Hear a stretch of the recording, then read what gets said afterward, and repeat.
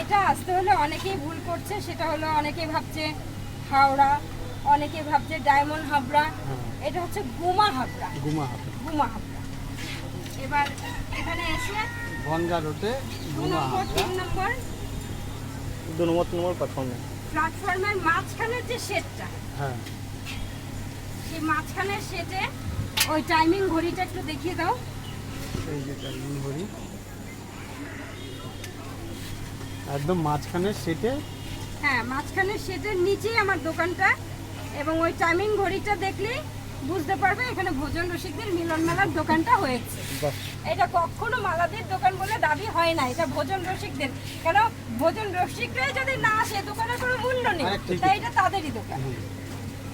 যারা এখনো আসতে পারেনি, দিদি অ্যাড্রেসটা বলে দিয়েছে, সবাই একবার আসো। এই দিদির নতুন আইটেম অন্তত এইটা একবার দেখে যাও।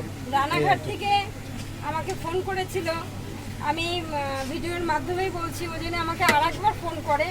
কেন আমি ওর নাম্বারটা সেভ করে রাখিনি। ও আমাকে বলেছিল যে কাকিমা তাহলে এই ইউনিক খাবারটাকে আমরা খেতে পারবো না, তাহলে আমি যদি আরেকবার পাই, রানাঘাট থেকে আমার অনেক কাস্টমার আসে, আমি তাদের হাতে পাঠিয়ে দেবো ওর জন্য। হ্যাঁ, ও যদি ভিডিওটা দেখে থাকে ওই জন্য আরেকবার ফোন করো। আমাকে বলেছিল স্টেশনে এসে ফোন করলে ও পার্সেলটা নিতে পারবে। তা ও যদি আমার ভিডিওটা দেখে থাকে অবশ্যই যেন আমাকে আরেকবার ফোন করে। আমি মিস করি, কেন এত সুন্দর কথাও বলেছে, কিন্তু ফোন নাম্বারটা পাইনি বলে আমি পাঠাতে পারছি না। অবশ্যই হয়তো আসবে একবার ভিডিওটা দেখলে। হ্যাঁ, ভিডিওটা দেখে যদি ও আসে বা না আসুক, আমাকে একটা ফোন করলে ওর জন্য আমি পাঠিয়ে দেবো। অ্যাড্রেসটা সঠিক অ্যাড্রেসটা তো জানতে হবে। এবার ওদের বাড়ি স্টেশনের কাছেই, আমাকে বলেছিল যে কাকিমা আমাদের স্টেশনের কাছেই, যদি স্টেশনে আমাদের কেউ পৌঁছে দেয় তাহলে নিতে পারি। কিন্তু তুমি কি অনলাইন ডেলিভারি শুরু করেছো? হ্যাঁ, অনলাইন ডেলিভারি, অনলাইন তো হচ্ছেই।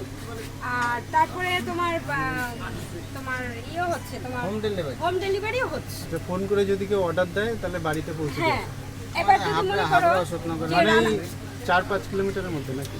4-5 কিলোমিটারের মধ্যে আছে, কিন্তু মনে করো অনেকেই আছে বাড়িতে একটা বড় অনুষ্ঠান হবে, সেটা রানাঘাট হতে পারে, সেটা তোমাদের কৃষ্ণনগর হতে পারে, তাহলে আমার রানাঘাট সেন্টার আছে।